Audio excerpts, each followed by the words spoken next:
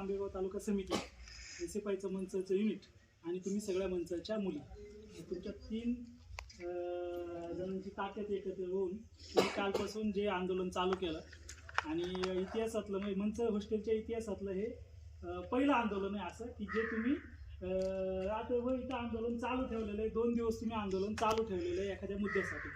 आणि आत्ताच नुकताच जागतिक महिला दिन झाला आणि त्या महिला दिनाच्या आसपासच तुम्ही महिलांनी एवढं मोठं आंदोलन ऐतिहासिक आंदोलन केलं आणि त्याची परिणिती म्हणून आता मगाशी उल्लेख केला की आत्तापर्यंत जी पाईपलाईन झाली नव्हती ती पाईपलाईन झालेली आहे, पाणी उरलेलं आहे.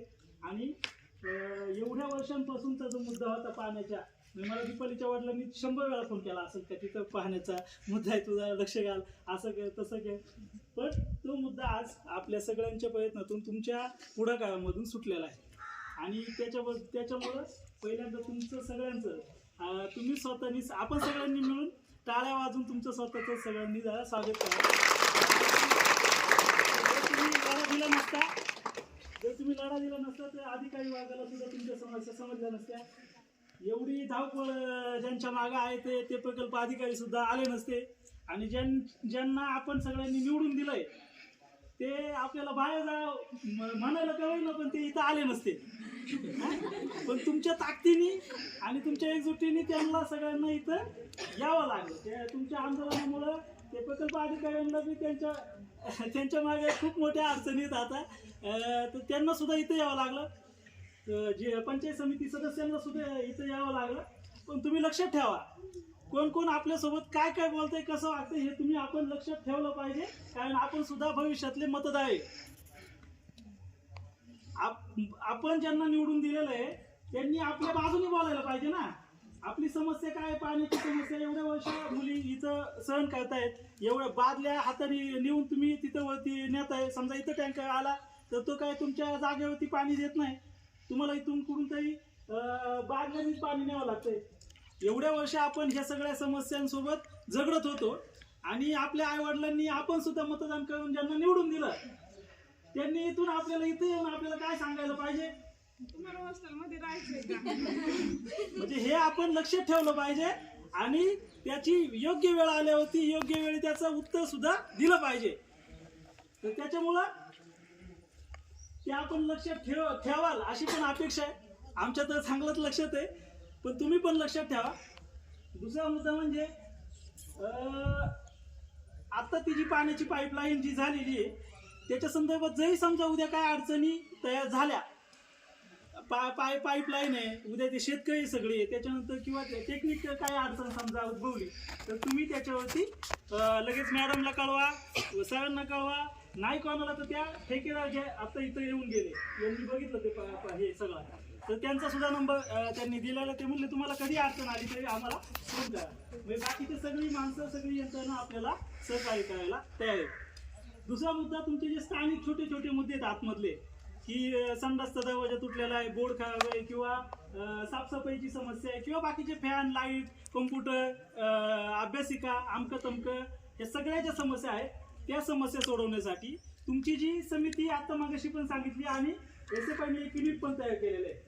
तर ते युनिट म्हणून ती समिती म्हणून आणि तुम्ही सगळ्या मुली म्हणून त्या समस्यांचा पाठपुरावा आता केला पाहिजे. मगाशी इथं प्रकल्प अधिकाऱ्यांनी काय शब्द दिला तुम्हाला की ज्या काही तुमच्या समस्या आहेत छोट्या मोठ्या त्या सगळ्या तुम्ही आता त्या काही त्यांच्या अखत्यारीतल्या समस्या त्यांच्या पातळीवरच्या नाही आहेत, हे आहे काय म्हणलं तर मॅडमच्याच पातळीवरच्या समस्या तर त्या इथंच तुम्ही सोडू शकताय. तुम्हाला काही पीओला जायची गरज नाही, घोडेगावला यायची गरज नाही.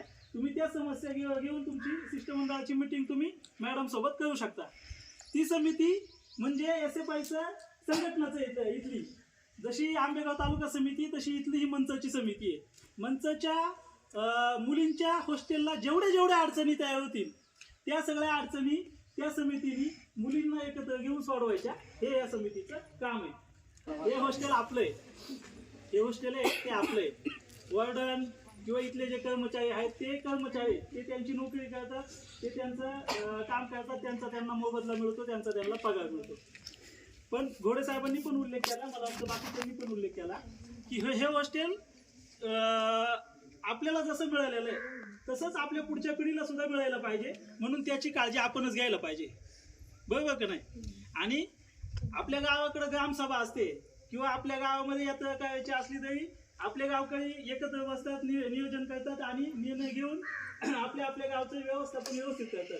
तसं हॉस्टेलची ज्या काही समस्या तयार होतील किंवा ज्या काही भविष्यात उद्भवणाऱ्या समस्या, समजा उदाहरणार्थ कचरा होणार असं इथं, तर तुम्ही सगळ्यांनी एक दिवस साफसफाई केली पाहिजे. आपलं हॉस्टेल म्हणून, आपलं घर म्हणून याला आपण बघायला पाहिजे. हे काय आता म्हणजे तुम्ही म्हणशाल हे काय आम्हाला माहित नाही का, हे सगळं तुम्हाला माहिती आहे. फक्त आपण ते प्रत्यक्ष कृतीमध्ये सुद्धा आणायला पाहिजे. हे हॉस्टेल आपलं म्हणून आपण जपायला पाहिजे आणि आत्ता जशा स्थितीमध्ये आहे तशाच चांगल्या स्थितीमध्ये पुढच्या पिढीला सुद्धा ते वापरता येईल असं आपण त्या हॉस्टेलला ठेवलं पाहिजे. त्याच्यामुळं जेवढी आपण त्यांच्याकडे बोटं करतो तेवढी आपल्याकडे सुद्धा जबाबदारी, म्हणजे आपण अधिकार आणि हक्कांविषयी जेवढं बोलतो तेवढं आपण कर्तव्य सुद्धा आपण आपली पाळली पाहिजे. हां, आणि त्याच्यामुळं आपण ह्या आपल्या सगळ्या याचा, कारण हे काय पैसे म्हणजे काय शासनाचे म्हणजे काय आभाळातून येत नाहीत. आपण आपले आई वडील जो टॅक्स भरतात, आपण याच्यामध्ये तिकीट देतो, शासनाला जो काय आपण टॅक्स वेगवेगळ्या माध्यमातून देतो त्या माध्यमाने आपल्याच खिशामधला पैसा शासनाकडे जमा करतो, तोच पैसा परत आपल्याला ह्या कामांसाठी येत असतोय. आपल्या आदिवासी विकास विभागाचा पैसा आपल्या आई वडिलांच्या खिशामधून गेलेला पैसा आपण असा वाया न घालवता तो आपण मग तोच पैसा इकडं अभ्यासिकेसाठी कसा आणता येईल, तोच पैसा आपण संगणक लॅबसाठी कसा आणता येईल, ह्याच्यासाठी आपण अंतर्गत संघर्ष केला पाहिजे. पण SFIचं एक तत्व आहे, तेवढं सांगतो थांबतो की अभ्यास आणि संघर्ष. तुम्ही आता संघर्ष केला, पण आता तुमच्या परीक्षा पण चालू आहेत. तुम्ही इथं कोणत्या कारणासाठी आलेले, तुम्ही इथं पहिल्यांदा अभ्यास करायला आलेले. तुमच्या आईवडिलांच्या तुमच्याकडून काही अपेक्षा आहेत की माझ्या मुलींनी काहीतरी झालं पाहिजे, आपल्या घरची परिस्थिती बदलली पाहिजे, अशी स्वप्न त्यांच्या डोळ्यामध्ये तुमच्यासाठी. आणि त्याच्यामुळं आता परीक्षेचा काळ आहे.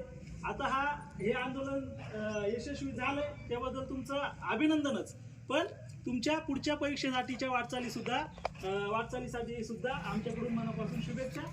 काही अडचणी आल्या तर सगळी SFIची टीम तुमच्या सोबत आहे. तुम्ही कधी पण फोन करा, आम्ही सगळे तुमच्या सोबत असणार आहे. आपल्या या आंदोलनासाठी नुकतीच पंचायत समितीची निवडणूक लढवलेले किसान सभेचे नेते तुम्ही सगळेजण त्यांना ओळखत असाल, राजू घोडे, आणि SFIचे ते माजी कार्यकर्ते अध्यक्ष राहिलेले आहेत आंबेगाव तालुक्याचे. आता ते किसान सभा शेतकरी संघटनेमध्ये काम करतात. जिल्ह्याचे नेते आणि आदिवासी अधिकार राष्ट्रीय मंच या एक मोठा मंच आहे की जो आदिवासींच्या बजेट असेल, आरक्षण असेल, वेगवेगळ्या समस्या असतील, या समस्यांवरती बोलण्यासाठी, त्या सोडवण्यासाठीचा एक वेगळा मंच केंद्रीय पातळीवरचा केलेला आहे. त्याचे ते केंद्रीय पातळीचे नेते आणि त्याच्यामुळे ते इथं उपस्थित झाले. आमचे मित्र नवनाथ मोये ज्यांनी मी सोबत SFIचं काम केलेलं आहे, ते जिल्ह्याचे अध्यक्ष होते, मी सचिव होतो. त्याच्यानंतर रोहित असे, संजय, पवन, आकाश आणि बाकी सगळे तुम्ही, लोखंडे वगैरे सगळे तुम्ही सगळेजण आहात. आपल्या सगळ्यांच्या एकजुटीच्या प्रयत्नांनी समीक्षा आहे, आपला वागळे साहेब आहेत, सगळ्यांच्या प्रयत्नामधून हे आंदोलन सक्सेस झालेलं आहे. एक टप्पा आपण पूर्ण केलेला आहे, दुसरा टप्पा आता तुम्हाला पूर्ण करायचा आहे. तुम्हाला इथं पाठपुरावा करायचा आहे मॅडम सोबत. मॅडम हे आपले दुश्मन नाहीयेत, ते आपलं भांडण मॅडम सोबत नाहीये, आपलं भांडण त्या खुर्ची सोबत आहे. तिथं येणाऱ्या कोणत्याही व्यक्तीने त्यांच्या जबाबदाऱ्या चांगल्या पाळल्या तर आपण कशाला त्यांच्यासोबत भांडणार आहे, बरोबर आहे का नाही. त्यांनी त्यांच्या जबाबदाऱ्या व्यवस्थित पाडायला पाहिजे, आपण आपल्या जबाबदाऱ्या व्यवस्थित पाडायला पाहिजेत. याच्यासाठीच आपण त्यांच्यासोबत समन्वय ठेवूया. त्यांना काय जास्त म्हणजे त्या बी बिचारे आपलं पालकत्व करत आहे, व्यक्तीचा कोणतेही आपल्याला काही द्वेष नाही आहे. त्याच्यामुळे त्यांच्यासोबत पण समन्वय व्यवस्थित आपण ठेवूया. सगळ्या समस्या आपण आपल्या पातळीवरती तुम्ही सोडवाल. अभ्यासाला सुद्धा तुम्ही आता जशा एकदम धडाडीने सामोरे गेल्या तशा परीक्षेला तुम्ही सामोरे जाल आणि चांगल्या मार्कांनी पास व्हाल, आपल्या आईवडिलांचं स्वप्न पूर्ण कराल अशी तुमच्याकडून तुम्हाला शुभेच्छा देतो आणि थांबतो. इन्क्लाब जिंदाबाद, अभ्यास संघर्ष जिंदाबाद.